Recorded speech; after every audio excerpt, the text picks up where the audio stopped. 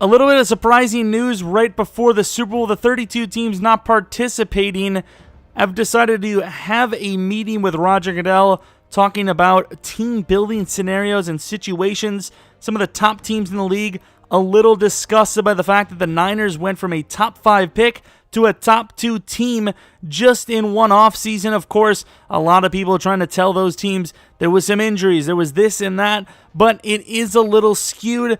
And right now, they're unhappy with the current draft process of you do bad, you get rewarded. Now, on the other hand, the lower teams are saying that may be true, but you're still getting the bonus of having a good franchise, a good, location to get good free agents. Of course, the other counterpoint to that is you draft well, you get those free agents because people want to come to your team.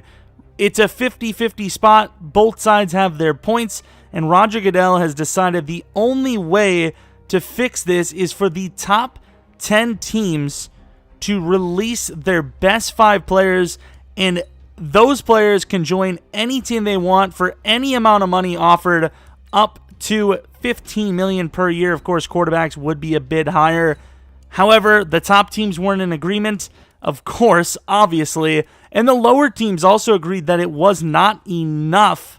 Of course, that did not pass. However, there was a second option to completely scrub every single roster, including the 2 Super Bowl teams, and do what they call an NFL fantasy draft.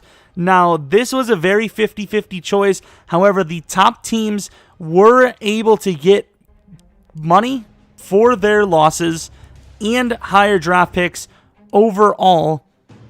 The problem with that, though, being you still have a complete scramble of the draft. And believe it or not, it was a 16 out of 30 vote with the Browns. Of course, all the teams in the world, of course it would be the Browns to be the final yes to go ahead and go for this fantasy draft. But obviously, it wasn't a complete unanimous decision. So there was some backlash in one of the owners.